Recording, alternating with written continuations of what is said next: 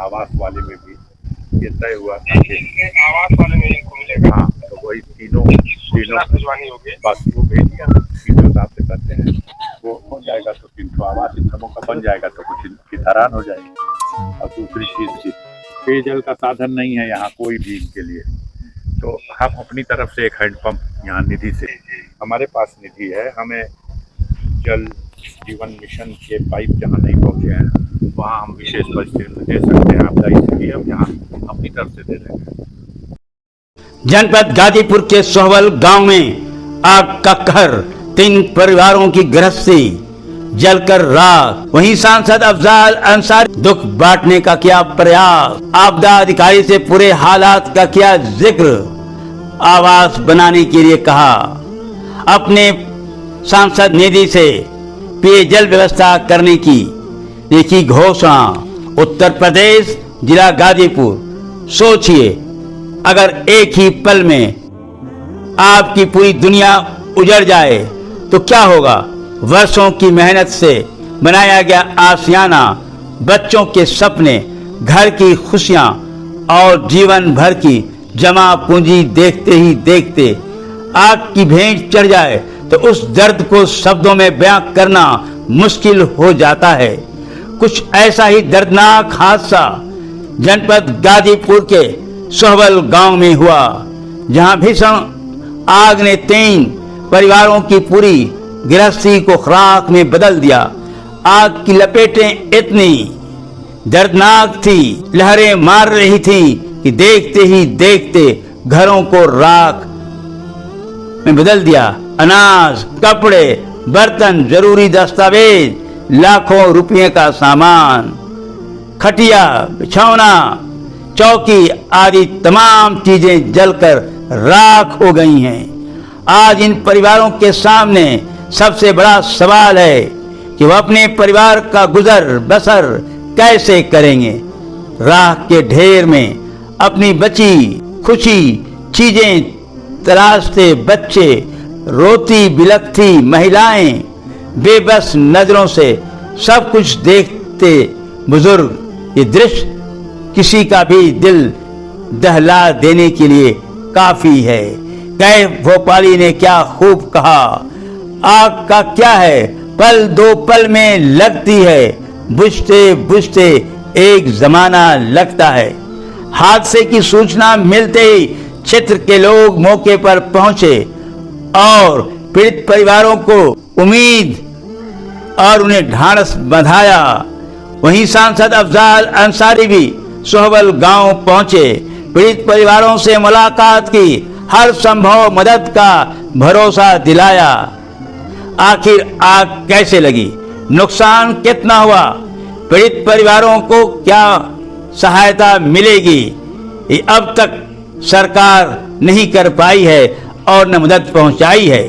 सांसद अफजाल अंसारी ने गंगा सागर पुत्र चंद्रदेव यादव, राम सागर पुत्र चंद्रदेव यादव, रामजी यादव पुत्र राम सागर के पीड़ित परिवारों से मिलकर उनका हाल चाल जाना। उन्होंने तिरपाल, कंबल और आर्थिक सहायता प्रदान की। इस दौरान उन्होंने घटना स्थल का बारीकी से निरीक्षण कर आग से हुई तबाही का जायजा लिया।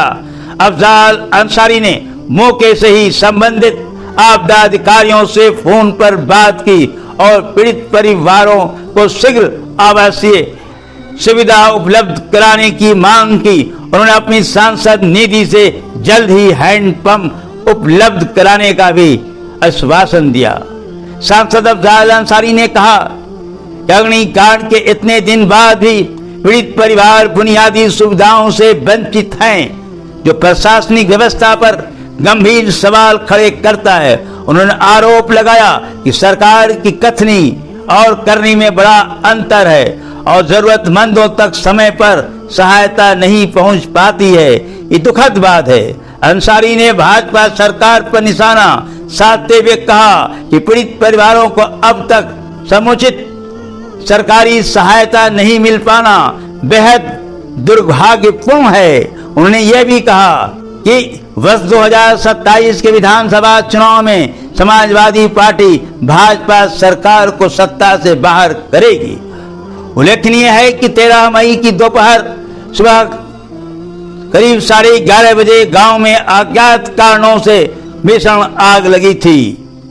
इस अग्निकांड में 3 परिवारों की दर्जन भर की अधिक रिहायशी झोपड़ियां जलकर राख हो गई थीं। लाखों रुपया की गृहस्थी नष्ट होने के कारण प्रभावित परिवार आज भी खुले आसमान के नीचे रहने पर मजबूर हो गया है।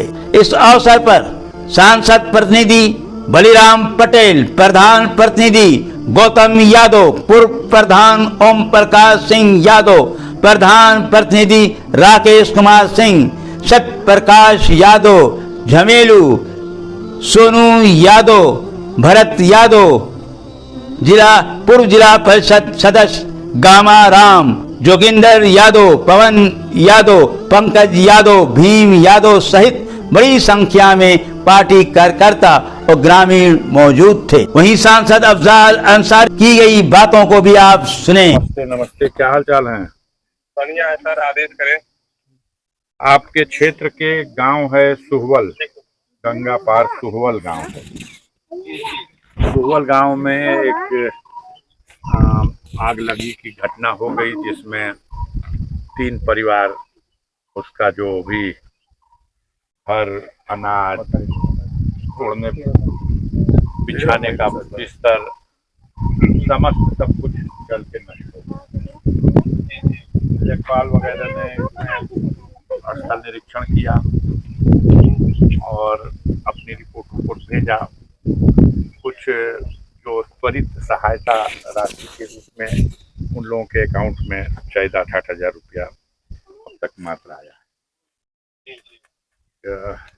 किंतु एक बार यहाँ स्थल पे आके देख लेते खुद भी और पत्रावली मंगवा लेते, तो अब लोग मड़ई टाटी फिर छाने के लिए बांसपल्ली अगल बगल के जो हमदर्द लोग हैं कुछ सहायता के रूप में दे रहे हैं, तो उसके आधार पर धीरे धीरे लोग अपना छाता खड़ा कर रहे हैं। कहाँ बाल बच्चे को लेते रहे, तो आप आ करते थे कि फाइनली इसके लिए जो और सहायता दिया जा सकता है।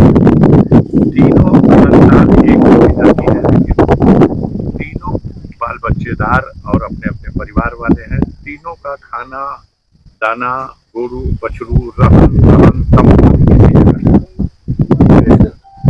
सहन कर लीजिए स्टोर में, और इस फाइल को जरा सा प्राथमिकता देके जल्दी तैयार करा के जो संभव